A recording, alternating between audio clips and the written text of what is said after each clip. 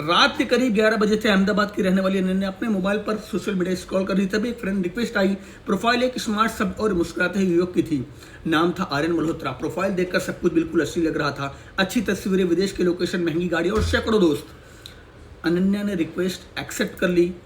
धीरे धीरे दोनों के बीच में बातचीत शुरू हुई, लेकिन यह कोई आम बातचीत नहीं थी। आर्यन हर दिन अनन्या का हाल पूछता, उसकी परेशानी सुनता और हमेशा सम्मान से बात करता। कुछ दिनों में उसने कहना शुरू कर दिया, अनन्या जी, आप मुझे मेरी छोटी बहन की याद दिलाती हैं। मेरा इस दुनिया में कोई नहीं है, माँ बाप बचपन में ही गुजर गए, मैं दुबई में अकेला रहता हूँ, काश मेरी भी कोई बहन होती। यह सुनकर अनन्या का दिल पिघल गया।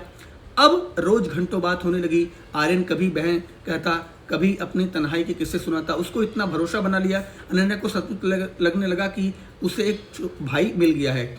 एक दिन आर्यन ने खुशी से फ़ोन किया, दीदी मैंने फैसला कर लिया है, मैं हमेशा के लिए इंडिया वापस आ रहा हूँ। सबसे पहले अहमदाबाद में आकर आपको मिलूंगा, आपके लिए दुबई से कुछ गिफ्ट और ज्वेलरी भी लेकर के आ रहा हूँ। अनन्या बहुत खुश थी।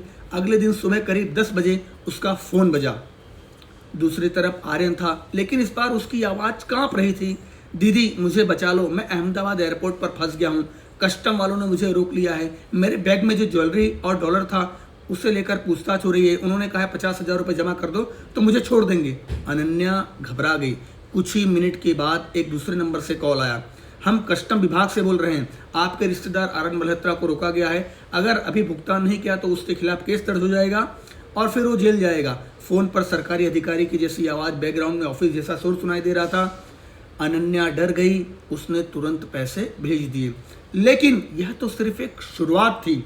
1 घंटे बाद फिर एक कॉल आया, मैडम आरबीआई क्लियरेंस बाकी है, विदेशी मुद्रा का मामला है, 1 लाख रुपए भेजो वरना ये जेल जाएगा। फिर किसी ने खुद को बैंक अधिकारी बताया, फिर किसी ने खुद को एयरपोर्ट अथॉरिटी का अधिकारी बनाया, किसी ने अपने आप को ईडी का अधिकारी बताया। इस तरीके से अनन्या से अलग अलग तरीके से 5 लाख रुपए इन लोगों ने वसूल कर लिए थे। फिर अचानक सभी फोन नंबर बंद हो गए। व्हाट्सएप पर सिर्फ एक टिक दिखाई देने लगा। सोशल मीडिया प्रोफाइल गायब हो गया।